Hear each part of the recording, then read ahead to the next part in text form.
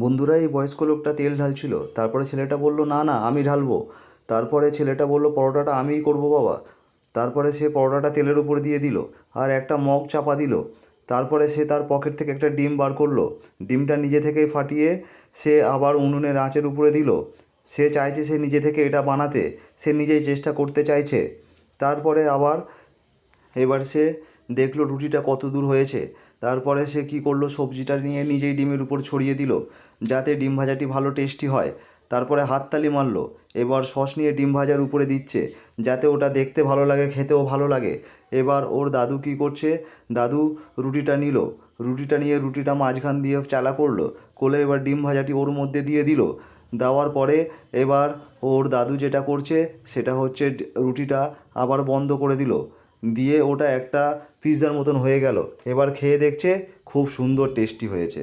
বাহ!